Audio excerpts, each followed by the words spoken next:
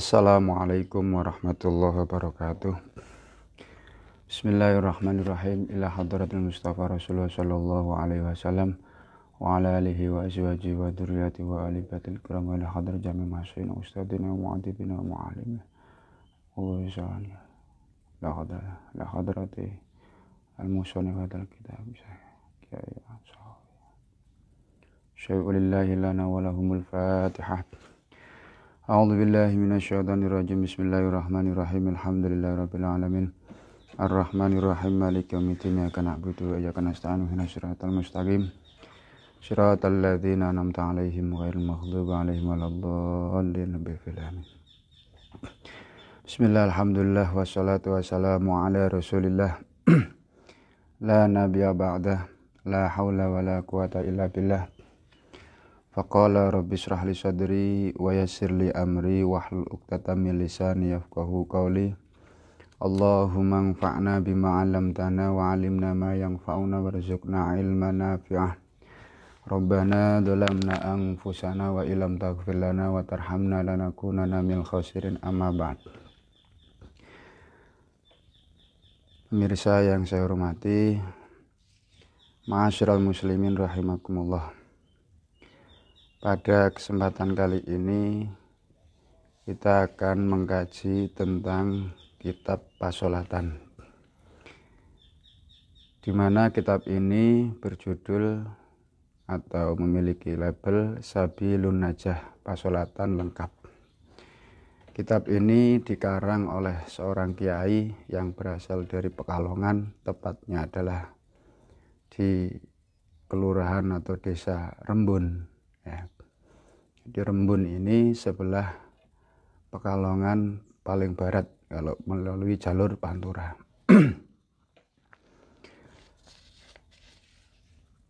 Yaitu yang mengarang adalah atau yang menulis, yang mengarang kitab ini adalah Kiai Ahmad Sahawi Rembun.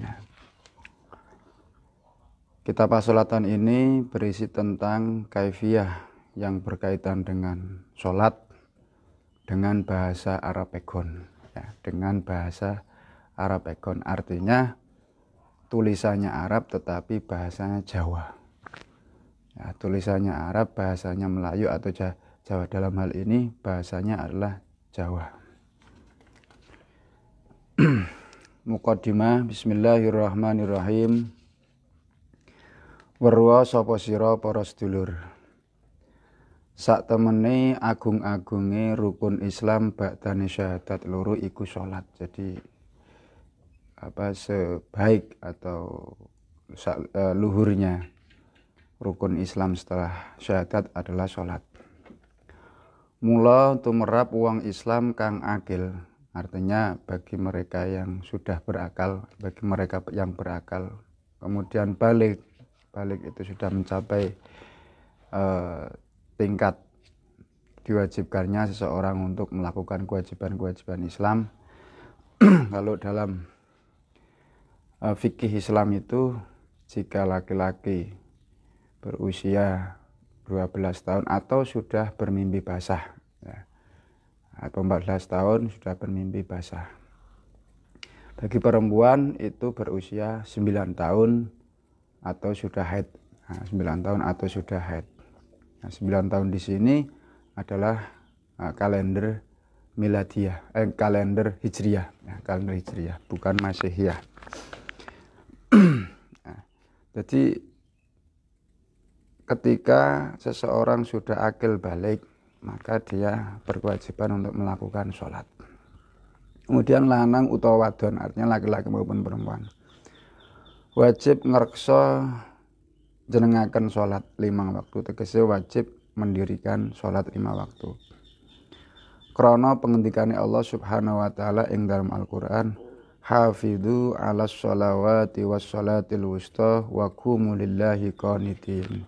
Artine padha nglaksanana ngreksaha sira kabeh ing atase pira-pira sholat 5 waktu.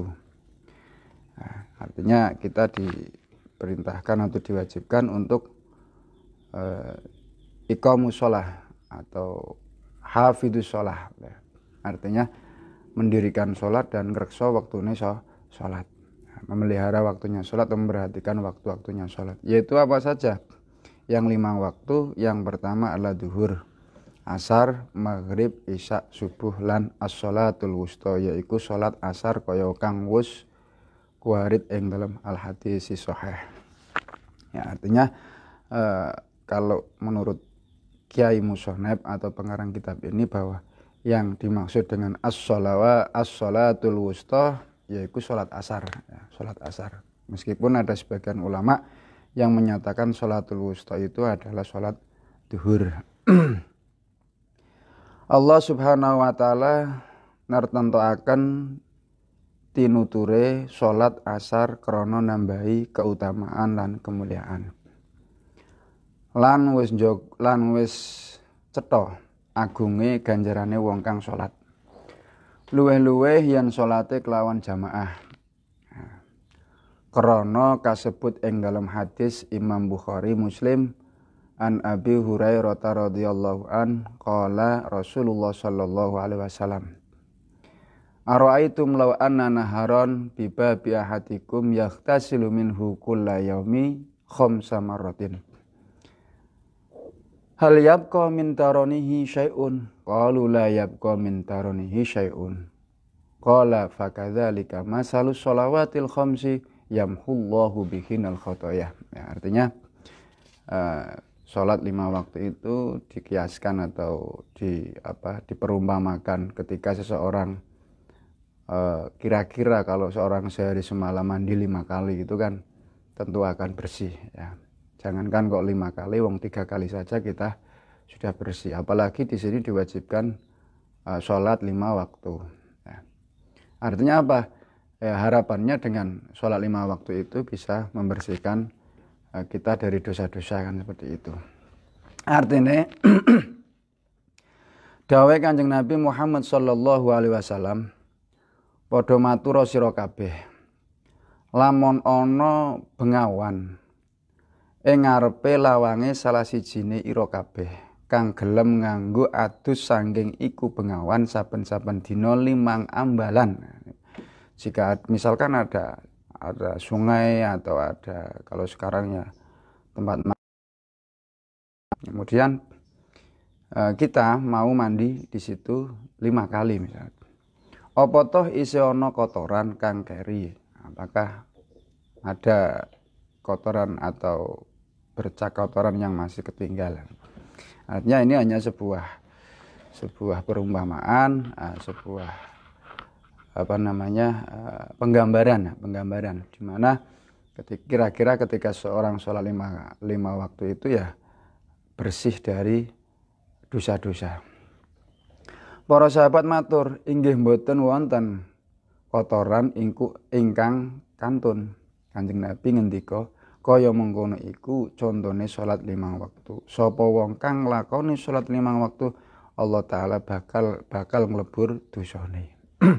Ini yang perlu kita cermati, bahwa salat 5 waktu yang bisa melebur dosa itu salat yang bagaimana? Ya tentu yang salat karena Allah Subhanahu wa taala. Artinya niat kita ikhlaskan kepada Allah, hanya ibadah kepada Allah, tentu dengan penghayatan bagaimana sholat ini kita terjemahkan dalam kehidupan sehari-hari, sehingga perilaku jejak lampah kita, perilaku kita itu ya sesuai dengan orang yang sholat.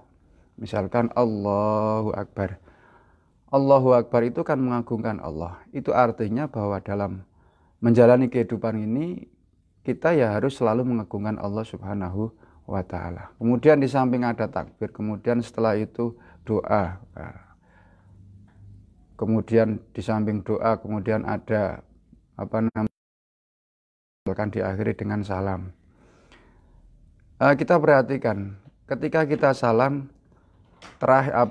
di akhir sholat kemudian kita salam, kita kemudian menengok ke kanan dan menengok ke kiri. Itu mengajarkan kepada kita bagaimana sholat, bahwa ketika kita hidup di tengah-tengah masyarakat, di tengah-tengah kerumunan banyak orang atau bergaul dengan banyak orang, ya kita harus bisa menebarkan salam ke kanan dan ke kiri. Artinya kita harus bisa menebarkan salam kepada tetangga, kepada saudara, kepada kawan, sejawat dan sebagainya. Sehingga apa? Dengan sholat ini ketika kita menerjemahkan dalam kehidupan sehari-hari, tentu kita akan menjadi orang yang baik dan dosa-dosa kita akan dileburkan seperti itu. Tapi mungkin ada pertanyaan, Pak lah, kae ono wong sholat tapi nyatane kok senenge adu-adu, senenge maksiat. Nah, ini yang nggak beres itu bukan apa ya? Bukan sholatnya, tetapi dia sendiri belum mampu menghayati tentang sholat, menerjemahkan sholat dalam kehidupan sehari-hari. Padahal Allah sudah jelas menyatakan bahwa inna sholata tanha anil fahsya'i wal munkar. Sungguhnya sholat itu akan mencegah dari perbuatan yang keji dan mungkar. Ya, jadi jika kita sudah bisa menerjemahkan bagaimana sholat dalam kehidupan sehari-hari, ya harapannya kita akan menjadi orang yang baik dan dihindarkan dari dosa-dosa. Lan cetha tambahe ganjarane wong kang sholat Jumat, sholat jamaah. Krana kasebut ing dalam hadis Imam Bukhari Muslim, an Ibnu Umar radhiyallahu anna Rasulullah sallallahu alaihi wasallam qala sholatul jamaati afdalu min sholatil fardhi bisab'i wa 20 darajah. Lebih-lebih ketika melaksanakan sholat itu kita mau berjamaah, karena dengan sholat berjamaah itu derajatnya atau keutamaannya itu dilebihkan 27 derajat ya, 27 derajat, jadi dilipatkan ya, menjadi 27 derajat. Kalau kita sendirian hanya dapat 1 derajat, tapi kalau sholat jamaah 27 derajat, kan seperti itu. Artinya, kriwayataken saking sahabat Ibnu Umar radhiyallahu an, pengendikane Kanjeng Nabi Muhammad sallallahu alaihi wasallam, sholatul jamaah iku luweh utama ganjarane ngungkuli sholat ijen kacek 17 derajat. Mula terang rugine wong kang ora sholat jamaah. Apa maneh orang nglakoni sholat. Apa maneh orang nglakoni sholat ora sholat jamaah bae rugi, apa maneh orang nglakoni sholat, jelas dosa. Krana dawuh Allah taala ing dalam Al-Qur'an, masalakakum fi saqar qalu lam nakum minal musallina wa lam nakum nut'imu wa lam naku nut'imul miskina wa kunna nakhudu ma'al khaidin wa kunna nukadzibu biyaumiddin hatta atanal yakin fama tanfa'uhum syafa'atus syafi'in. Artinya dawuh Allah Subhanahu wa taala, ahli neraka iku ditakoni mengkene, apa sebabe sira kabeh padha mlebu ing dalam neraka. Jadi kelak itu ahli neraka itu ditanyai ya, apa sebabnya kalian itu masuk neraka? Jawabe, wong-wong mau jalaran kula mboten nglampahi salat lan mboten nate nyukani panganan dateng tiang miskin.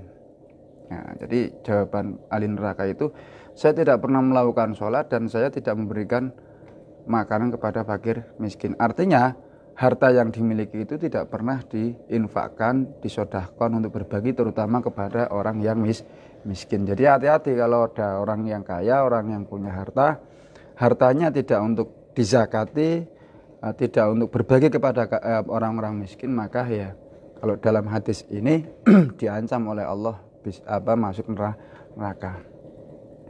Lan kula nglampahi awon Allah sertane tiyang kang sami nglampahi awon Allah lan kula nggoroaken dinten tangi saking kubur lan dinten piwales neraka utawa swarga dina kiamat lan akhirat mekaten hingga dumugi kula pejah mila selajeng tiyang wau mboten pikantuk syafaatipun malaikat lan para nabi lan para sahabat. Mula sedulur Islam lanang utawa wadon supaya padha ngati-ngati lan neliti marang putrane kang lanang lan wadon lan padha nglatih lan ngudi supaya bener-bener oleh padha nglakoni salat, aja kasih dadi wong kang kerugian lan cilaka. Wallahu a'lam bishawab. Alhamdulillahirabbil alamin. A'udzubillahi minasyaitonir rajim. Bismillahirrahmanirrahim. Allahumma shalli ala sayyidina Muhammadin wa ala sayyidina Muhammad. Alhamdulillahirabbil alamin. Hamdan syakirin, hamdan na'imin, hamdan yuwaffi ni'amahu wa yukafi'u masyidah. Ya rabbana lakal hamdu kama yanbaghi li jalali wajhika wa 'azimi sultanik. Allahumma anfa'na bima 'allamtana wa 'allimna ma yanfa'una warzuqna 'ilman nafi'ah. Rabbana dhalamna anfusana wa illam taghfir lana wa tarhamna lanakunanna khasirin. Rabbana atina fid dunya hasanah wa fil akhirati hasanah wa qina adzabannar. Wa sallallahu ala sayyidina Muhammadin wa ala alihi washabihi wa barik wa sallim. Subhana rabbika rabbil izzati amma yasifun wa salamun alal mursalin rabbil alamin. Taqabbalallahu minkum wal 'afu minkum wallahul muwaffiq ila aqwamit thoriq. Wassalamualaikum warahmatullahi wabarakatuh.